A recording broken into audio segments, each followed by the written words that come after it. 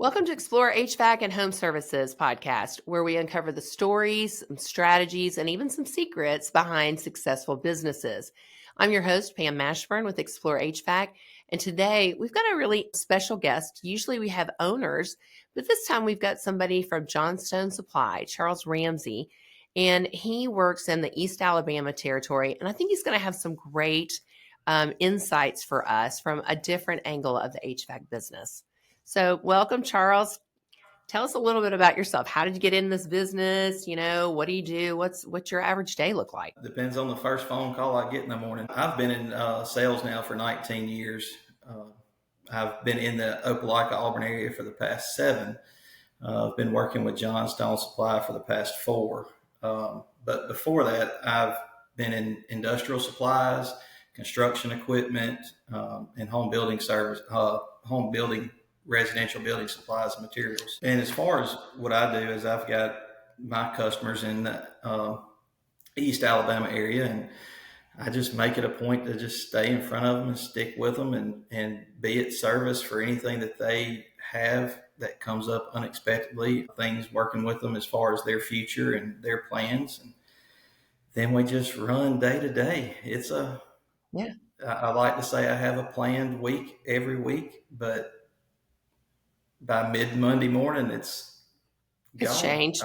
It's What is it Mike Tyson said? Everything goes great and you have a plan until somebody punches you in the face, right? And exactly. That's the life that we live. I get punched in the face at least by 9 a.m. Monday morning. So it's a lot of, you do it for so long, you have your mental plan, and sometimes that mental plan trumps your calendar plan. So, and that's the beauty and the fun of it, is just rolling with it. And, it's just like anything. If you think you have a good plan, something is going to happen. Mm-hmm. I think that's what helps me as far as with my customers, is their days are similar. They have things that come and go, and it changes on a dime. So it's good to be able to have that ability to flip and flop and meet them at their level and be able to jump on in that ship with them. Yeah, I love that. Tell me something about your job, something in the supplier world that would surprise the average client of yours or HVAC owner. I think that the one thing that comes to my mind that would surprise them is the fact that we are in this game together. We're not competitors. We're not against the contractor. We are, on their team 100%, and we fight the same battle day in, day out with them. And that's something that I think would really surprise a lot of them, because they always think that, we're kind of dictating things that we want. And it's really in reverse. We're service. We're their backup, and we're their support system. So that's the one thing I like to try to make a point of, is we're in this together. Mm-hmm. And I think they, us being, having the visibility of everything going on in our areas, I think, that we see and we hear a lot that can benefit and help others. And I think that goes unnoticed. And the fact that we are a true business partner to them. And that's that I think that's just where that insight I would like to see you move forward, is just, we're in this together. Their struggles are our struggles. And you guys only win if they win. And that's because exactly you right. only get to sell more things if they have more clients to sell them to, right? If your business isn't growing, our business isn't growing. That's exactly right. So, That's right. when you're having the problem with the homeowner, we're having the problem with the homeowner. So it goes both ways. And we're not always the bad guy. Well, do you feel like, we work, obviously with marketing, we work with a lot of HVAC companies, and we see all different sizes and different kinds of leadership. But it's interesting to me that some people, they are like, when is our next meeting? when's our strategy meeting? And they're all into it. They've got a couple of people on their team and we strategize together. And then we have other clients and they're like, I ain't got time. Y'all just do your thing. And so if you had your pick between those two types of customers, which one would you prefer? I like the guy that we can sit down and strategize with.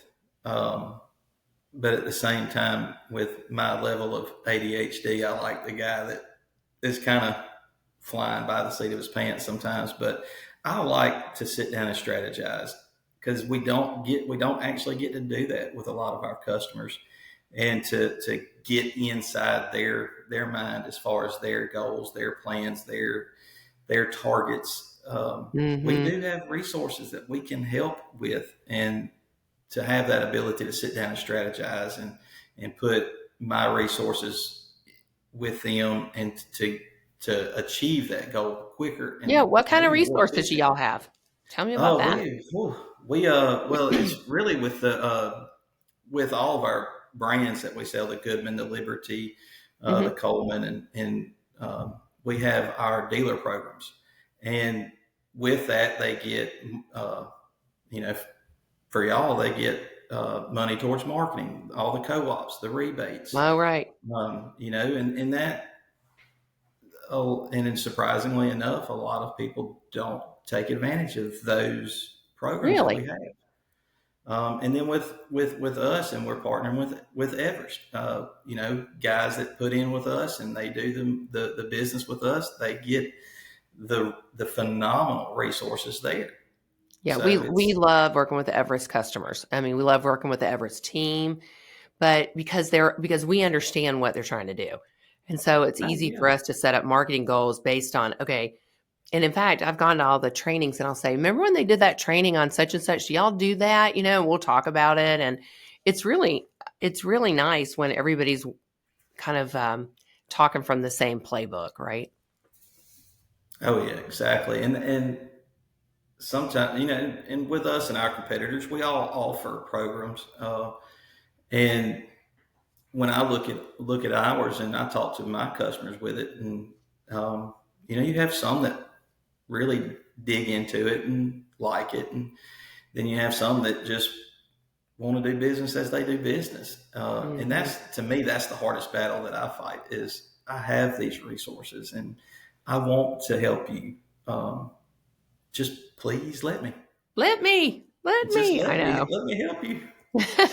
Let Uh, me help you. That's yeah. right. So, I think you do bring a unique perspective on the HVAC industry because you see all of these different clients and what they're doing and the ones that are successful, the ones that are growing, the ones that are struggling, and I know you've helped some of these on it. What are some things that you see that you don't think these business owners realize about their businesses? Sometimes it's easier when you're outside that business and you can look in, but what would you say are some things that, because they're in the business, they are kind of blinded and don't see that? I think they don't see the potential, and that's the biggest thing. They see the objections that tend to stay in their straight vision. They get blindsided sometimes. Like, they focus on they can't find good help or something like that. When the reality is you can, like Kevin Costner in The Field of Dreams, if you build it, they'll come. Mm-hmm. You get the right foundation. You build your foundation on stone and move forward. So as far as things that I think that most people don't, you know, that they don't see, is really what's right in front of them, is the changing, what other people are doing that is benefiting that company. Wanting to run the business like I started it 25 years ago. Mm. Things have changed, and the way people perceive other businesses has changed. That is my biggest thing, is just kind of take the blinders off and just a little open minded towards what it is you want. I had a customer talking the other day about, trying to change, a little different of his clientele. It's like, market it. Yeah. Show what you want. And, and it will come. I know. You It got to is set really yourself up interesting for it. because marketing has changed so much over the years. And, word of mouth is great. But what I see is, their revenue numbers hit a wall. Like you can only live off of so many referrals. Mhm. You can only live off of, one truck in this neighborhood. You've got to um, you've got to be where people are, and people are on their phones and they're on the internet and they're at the high school football games. I mean, you've got to be where they are so that you get called. Um, so it's a little bit different. It used to be everybody did mailers, which is actually coming back. It's It used actually to coming be, back as bad as yeah, it's I used coming to hate. back because there's I not as used to many people, I used to doing hate mailers. mailers. I'm like, oh, don't do that. And now it's like, ooh, let's do it.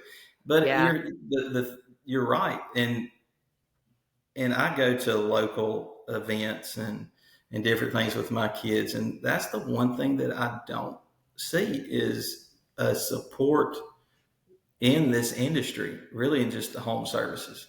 yeah, And and it's like we as homeowners, you know, we don't think about the things that we can't see: right. our air, our water, our Hmm. electricity, Right, until it goes out, right. and And then then we're then struggling. you've got to be like, hey, who did our Who do I AC go unit? to? Who do I know? Yeah, And that's some things that y'all talk so highly of, and it really is true, is just visibility on a local level. um, be that person. right. Be known It's just before like, needed. Yep. I always relate it to fast food commercials on the TV. Next thing you know, you're driving down the street, you're hungry, and you're like, "Hey, I'm gonna try that new hamburger that's at Burger King." You don't Right. know why. You've It just popped in your subconsciously head. seen it Yeah. so much that it's right there. And I think a lot of businesses could utilize simple things like that, like just be visible. Well, It's that it's simple. interesting to me because the industry's changing because we've got private equity that's come in. We've got, the family run business and it's confusing for a homeowner to know who to call. But instinctually, I want to help the person that's involved in my community, the person that's not squeezing Absolutely. money out of my community, right? And me, but I want to be the person that's like, I see them on the baseball field. I see them, on the back of the jerseys. I see them. They got a tent set up at the Friday night football game. All of those kind of things mean something to me as a local person. And I think, marketing's changed over the years and everybody really went heavy with Google. And I still think you got to be on the digital, but um, what we see is that private equity doesn't do as much organic local sponsorships. So I think that's where you can really gain some traction. And how now do you have private equity groups that you service as well as kind of? Like do you have both? It's very, very little. I don't. Some of my customer bases are not private equity. I had dealt with one, and then they shut down and moved on. So, Hmm. that's some of the things that you have to worry about as well. And like you were talking, I want to put my money in my local town, in the people that my kids go to school with. It's a joy to go to school events and see the guy that just came and fixed your air conditioner, or his grandkids are in your class. Like that is a sense of small town USA and family. And Hmm. growing up in small communities, you do want to spend your money local. Well, you want to Those are help the out your guys that are neighbor. Yeah. keeping it going. Yeah. And so I have a vast majority of my customer base is organically owned, whether it's just started or it's been in business for 20, 30 years. So Right.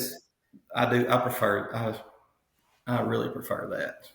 Yeah. Uh, Well, Dealing with it's equity just a groups different sometimes is relationship for challenging. sure. It is. Yeah. I like And to not know and who I'm not trying to talking make to. private equity the bad guys because they're not. I mean, they're still No, building our economy, but it is a different business model, right? it And is. so you're dealing with some different things.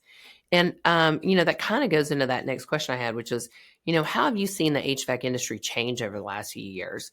And I know private equity is one of them, but are there some other big changes that you've noticed since you got into this? Well, really, the main changes that we've had has all been in the industry as far as the equipment and products go. We just recently, this is our first full year of the new Mm-hmm. refrigerants. The change from R410 to as a single refrigerant amongst all brands to now there's two refrigerants Mm-hmm. across all brands, and we're now in the R32 and the R454B phase of this industry, and that's Are you still allowed to call it Freon? Because that's what everybody I know calls it. you know I need it some more Freon. Or do you just, tomato are we all tomato. supposed to start saying refrigerant? That's what everybody's like. Man, I need Freon. Okay, Uh-huh. which one do you need? And that's the and that's it's the game that we're in, and now we have a lot of people that we've gotten so used to being a uh, singular Freon, and it has changed things so much, and we're in that change, and that transition has been easy and hard at the same time because Mhm. it was easiest fact the transition had to happen because there was a cutoff date. Right, right. January 1st, Yeah, the 2025. government set that up, right? you know R410 equipment can no longer be sold unless Mhm. you already had it in stock. So it forced the hand of a lot of people, and you had a lot of people that were prepared. You had a lot of people that weren't, Mhm. and so that was that's the right now that's the one change that has kind of trumped a lot of things, is because it's industry wide. It's doesn't matter if you're coming from a private equity owned business or local owned business, or you're just a single man in a truck. So that's been the hardest change that we're facing, and we're still facing it because Oh, really? it's affected supply chains. It's affected, now we're dealing with tariffs, and just the ability to get stock on replacement parts and things like that. So it's an ongoing battle. Um, and then another change is the equipment is getting smarter. Everything's getting a little bit more electronic. Um, Inverter systems are starting to just explode. So there's a lot of changes as far as really everything. And then on the labor side, finding good skilled technicians Mm. I seems to hear be the about that so much, so much. common. I mean, it's so common. If I had a dollar for every time I heard it, I could buy an island somewhere.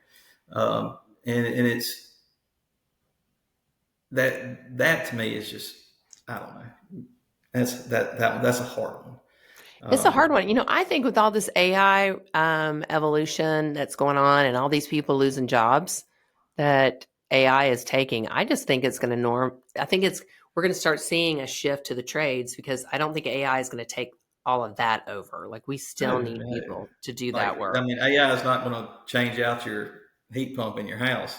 It may Exactly. tell you what part is wrong or the part Hmm. number of what you need, but it's not going to install it.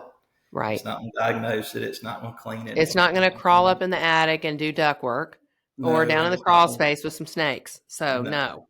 no. So, and that's the thing. Like I've looked at a lot of things like that in the future because, let's face it, AI is may affect me hard one day as a It's, salesman. So there's a lot of things that it will affect, and there's things that it won't affect. And I think as far as the trades, I think we're solid, and I would yeah. like to see that push come because there's I've been an advocate for trades for as long as I've been working because I grew up. I was an iron worker. That was my first, you know, uh, big boy gig, I guess you could say, if you Yeah. wanted to, and I was in forestry. I've grown up raising cattle, like Wow. non AI Right. jobs, and so I think I've always been a big advocate for let's get more people into trades because it's hard work, but it's a good job. It's honest. It's just an honest way of doing Well, business. and it's relational. And I think It so I think is. that's what's going to happen with the AI is it's going to take on some of these more administrative, kind of tedious tasks, but even though we've got, and I know a lot of HVAC people have got AI bots answering, phones and stuff. Mhm. And actually, I think it's a great idea for the one man guy that, that can't answer his Absolutely. phones because he's Absolutely. out there doing the work, right? But for some of my bigger clients, I'm like, I can see why you want to go to it because you don't want to deal with, having to train people up on answering the phone. But at the end of the day, people want to talk to people. They don't want to talk to a menu where they're pressing numbers. And I Mhm. think that will become a point of difference for a lot of HVAC companies Yeah, later on. absolutely. I think that will be the determining factor of keeping some things a little less focused on AI. Is I mean, when you go get your oil changed, you want to talk to people. There's Yeah. certain things Hey, what do you that you see do down in there? What's life going on? that And you want to talk to somebody about. You don't yeah, want a generic diagnosis. Okay, well, it could be X, Y, or Z, or it could be A. right. And I think that's you're seeing that in that generational shift of older business owners and the younger, newer business owners, and you got a lot of them that are accepting of a lot of the very streamlined, just I lost my train of thought. Just streamlining their workflows. Right. And not thinking Instead of about taking time for relationships. yeah, Yeah. And and I think everybody's that's doing or they're trying to do the job so fast that they get impatient with the homeowner who's asking a lot of mhm. questions because they want to get to that next job. Right. Yeah, And I think that the business that's not going to become the commodity, that's going to be the one that's seen as quality and the one that I want to deal with, the nicest company. The reason they're going to be known as that is because they take time to get to know that customer and listen to, it's making this knock, and you're like, I already know what's wrong with it, but I'm going to listen to them. Tell me about it, because when your AC unit goes down, you want somebody to know that you're really suffering over here. you know, I know, and it's like it's but it, terrible. You got to get out here. it is it's personal, and I think too many people, even on my side, sales reps always get such a bad rap, and it's well, we get told you need to see 10, 12 people a day. Well, if I'm seeing 10 or 12 people a day and I'm spending 10, 15 minutes, I'm not doing my job. But like you said, somebody slows down, gets to know them, talks to them, figures out, okay, there is an actual problem. Let's provide the solution. Let's work together. And I Right. think that's going to be something that I think the homeowners are starting to look at that as well. As like, this guy sat down and explained the process. He explained what my heat pump does. He explained that a thermostat. He explained that you had a programmable one and you didn't even know it. Here's how you can program it. Right. And I Or think when even things why get it's important to have that maintenance plan. exactly, You know, and hey, it's we you got to just sold you explain this. things. You just spent $30,000 on this system. It's the same thing as if you buy a new car. You're not going to drive it for 100,000 miles, no oil change, no cleaning, and just hope for the best. Right. There's things that you can do to prevent catastrophic failures. I And I love think that analogy. that's an important that's a huge importance in this industry. And I think a lot of contractors. Matter of fact, I had one the other day. I was talking to him about maintenance plans and getting people set up, and he's like, "Well, who's going to do them?" The technicians. And he's like, "Well, none of my technicians want to do it." And and it's like, well, why? Why not? That's it. You're not. You're actually going to the homeowner in a pleasant time. When They're things not aren't broke. irate because it's Right. 100 degrees outside and their house is 90. You're actually going at a pleasant time. The interaction is so much better. Um, and plus, it just gets you in a home. Just like, Well, and we what got it's doing is keeping that lifetime value of the client high, absolutely. right? And you don't, I mean, you paid a lot of money maybe for that lead to get that client. You got that install, but they're going to need another one in like 8 to 10 years. So Mm-hmm. you want to make sure they call you and not somebody else. And I talked to an HVAC company the other day, and they said, yeah, our owner doesn't really care anything about maintenance plans. I said, how many people do you have on maintenance? And they said 8. I said 8. Like, There's no pipeline. Like, is he playing? It- I mean, I don't even know how you sell your business if you don't have maintenance plans. So, Well, but, and but to be honest again, with you, very few people even look at buying one if there is not quote unquote guaranteed money right. in the lineup.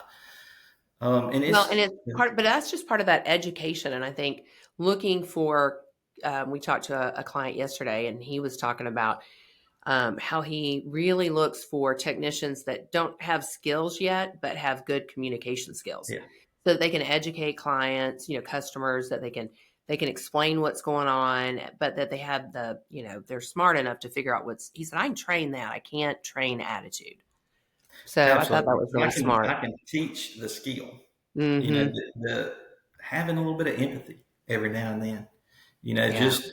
Just being able to have a conversation with someone who's in, you know, at that moment the worst time of their life because it's 100 degrees in their house. They're not happy. To be able to, to handle that is just a little empathy, a little consideration, just calm, collective. Sometimes you got to break the bad news in a upfront way, but be able to just have that communication and to build that trust and that education Right. of, well, you know, maybe next time let's get you set up on a plate on a scheduling of a maintenance plan so we can come out and make sure that your contactor doesn't, or your capacitor doesn't go out when you have all of your guests coming for the Right. For weekend. July 4th. Yeah. Yeah, Guilty. because that's when listen to the contractors after a holiday weekend and listen to the stories. And it's like those things could be solved, They could. very easily. Yeah, there's failures that you can't predict. But the ones that you can, let's do it. Let's do it. Okay. Let me ask you another question. Is there a skill or knowledge gap that you see among dealers that if they filled it would immediately help them grow? You see a common skill or knowledge gap? If you talk to contractors, it's always going to be, I need technicians. Mm-hmm. But, and it's the same thing and I see several gaps. If I'm being honest, I do see several. And I think one is you have a lot of contractors that are out there that are really good at the job. They're Mm-hmm. really good at the service. They're really good at the install. But the business side, they're not real strong there. Like, I cannot remember where I read this from, and it talked about starting a business. If you're really good at one thing and you want to start a business on it, the first person you hire is to do the job that you're not good at. Mm. And, operations, just a simple business manager, someone who can handle those things to allow you to do what you're good at. Right. And I think that's the one skill gap that I think is maybe it's not technicians, maybe it's somebody to run the day in, day out operations, Mm-hmm. the invoices, the The payables, paperwork. receivables, Yeah. Because I mean, I tell maintenance you, the contracts. administrative stuff, it will deplete my energy faster than anything. Well, and it's You know? probably killed more businesses than other. If your receivables and payables aren't up to par, it'll kill a business quick. And Yeah, it cash does flow not is matter king. how good you are at the job. If you can't keep that side in line, then it really doesn't benefit you in the long term. Right. And then the second gap, which to me is a big one, you'll like it. I think marketing. And I think just Of course, I love that one because that yeah, would of mean you course need you my do. help. But it is this almost one of the simplest things that someone can do that they don't. And you don't have to hire somebody in house. You source it. And I just think that's just a huge gap. Huge gap, because if you got the guy that's good at everything he does, the job's going to be done right.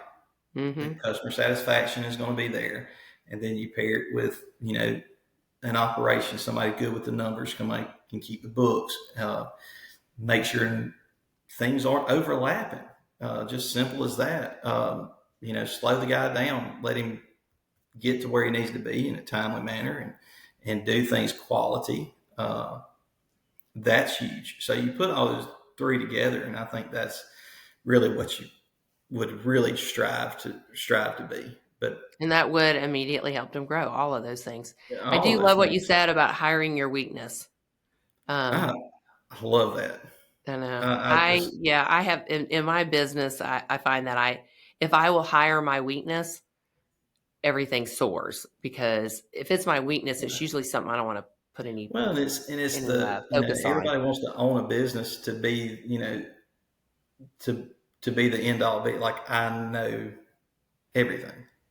You don't, and if you hire somebody that can be be your yin to the yang, and be good at the things that you aren't, it only makes everything better. Iron sharpens iron. So Iron sharpens iron. That's right.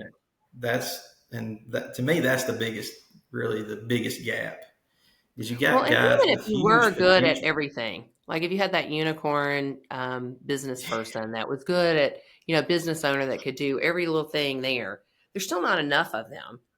And No, so they will be the person that keeps it from growing. yeah, So, like if you had a guy that didn't want to do the maintenance, the tune ups, hire somebody that will, mhm. and incentivize that guy, because that's you can incentivize a lot of things.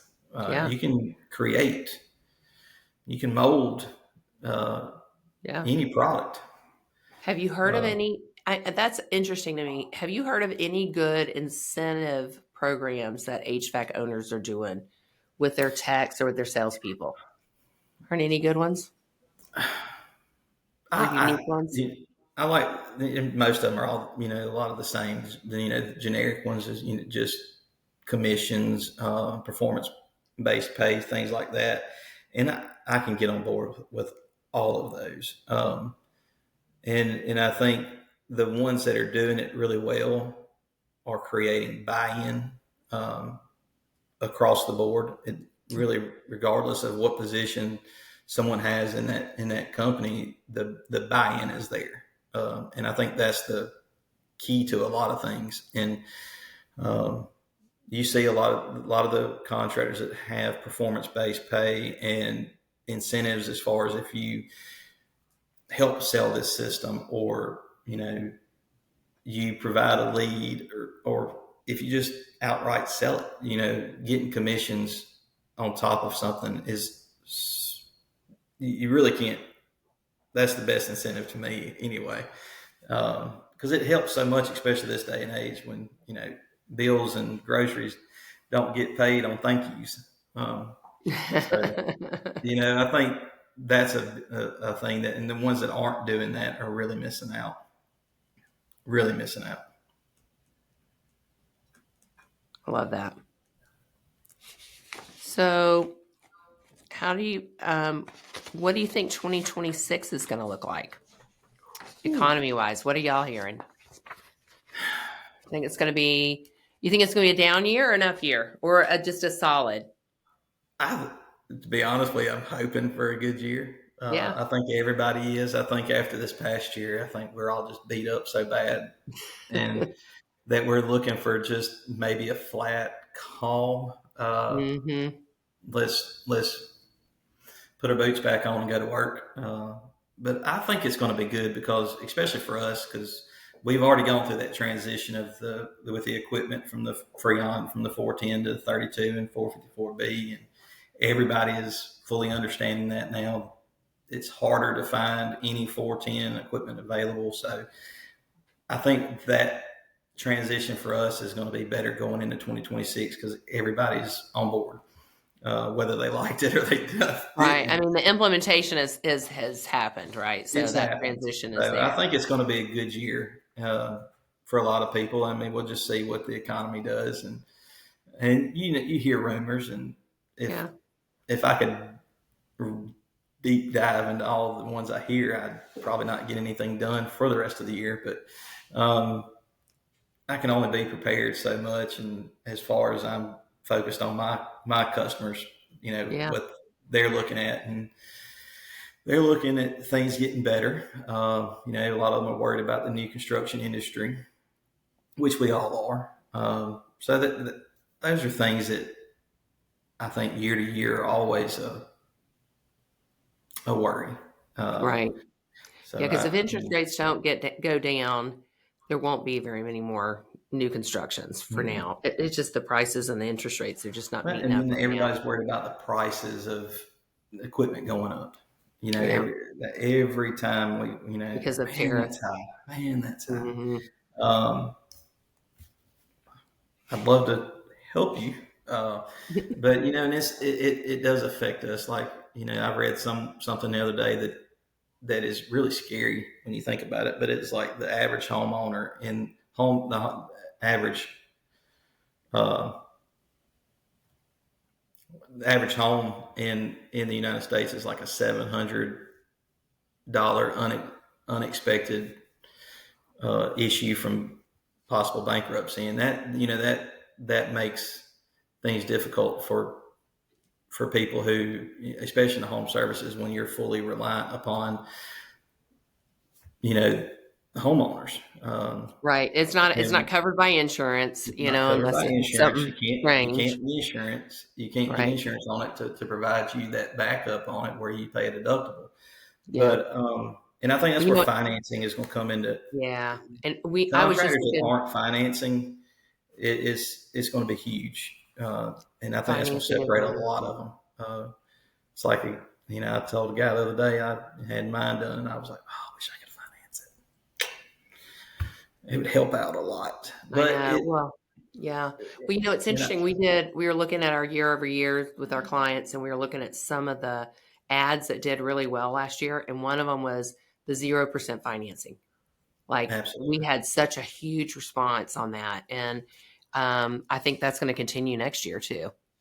Well, and that's the thing. Yeah. Going back, to something we discussed earlier, a resource that we have. We have access to lending companies and stuff like that for Oh, okay. I didn't contractors. know that. We have a couple that we work with as far as through the Goodman Daikin line, and they work with those contractors hand in hand, and they do really well. So that's going to be a huge factor moving forward. That's probably going to be another change, that if a contractor does not offer financing, it may be a deal breaker for a lot of people.